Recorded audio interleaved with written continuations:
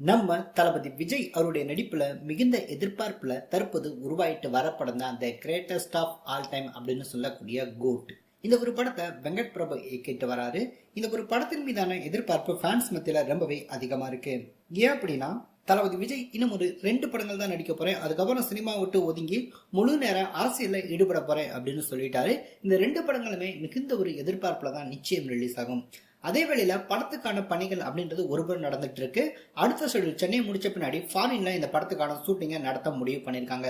அதே வேளையில இந்த படத்துக்கான அடுத்த கட்ட அப்டேட் அப்படின்னு பார்க்கும்போது தமிழ் நியூ இயர் ஸ்பெஷலா தமிழ் புத்தாண்டுக்கு இந்த படத்துடைய ஒரு போஸ்டர் ரிலீஸ் ஆகும் அப்படின்ற தகவல் கிடைச்சிருக்கு.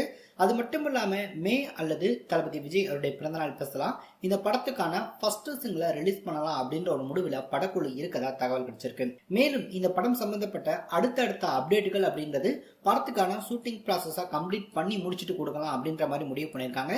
ஏற்கனவே இந்த படத்துக்கான ஷூட்டிங் ப்ராசஸ் நடந்துச்சு இல்லையா, அது எல்லாமே கிட்டத்தட்ட 5-6 கம்பெனில இந்த படத்துக்கான சிஜி ஒர்க் எல்லாமே பண்ணிட்டு இருக்காங்க. அது மட்டும் இல்ல, இந்த கோட் படத்துடைய ஆடியோ ரைட்ஸ் அப்படின்னு பார்க்கும்போது டி சீரிஸ் வாங்கியிருக்காங்க. மிகப்பெரிய ஒரு தொகை கொடுத்து அவங்க வாங்கியிருக்காங்க அப்படின்ற தகவல் கிடைச்சிருக்கு.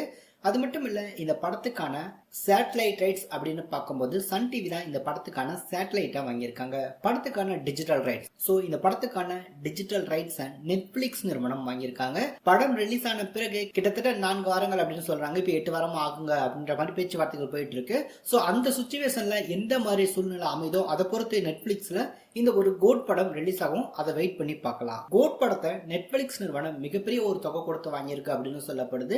கடைசியா இவர் நடிப்புல வெளியாகி இருந்த லியோ படத்தையும் நெட்ஃபிளிக்ஸ் தான் வாங்கியிருந்தாங்க. அந்த ஒரு படத்தையும் நல்ல ஒரு தொகை கொடுத்து தான் நெட்ஃபிளிக்ஸ் வாங்கியிருந்தாங்கன்னா மேபி இவருடைய அடுத்த படத்தையும் நெட்ஃபிளிக்ஸ் வாங்குறதுக்கான வாய்ப்புகள் ரொம்பவே அதிகமா இருக்கு. ஏன் அப்படின்னா அது லாஸ்ட் படமா இருக்கும் பட்சத்துல அதிக பேர் பார்ப்பாங்க. சோ அதை டார்கெட் பண்ணி கூட நெட்ஃபிளிக்ஸ் பார்த்தோம் அப்படின்னா வாங்குறதுக்கான வாய்ப்புகள் இருக்கு. அதை வெயிட் பண்ணி தான் பார்க்கணும். இப்போதைக்கு பார்த்தோம் அப்படின்னா இவ்வளவுதான் கோட் படத்துல இருந்து அப்டேட்ஸ் அப்படின்றது நமக்கு கிடைச்சிருக்கு.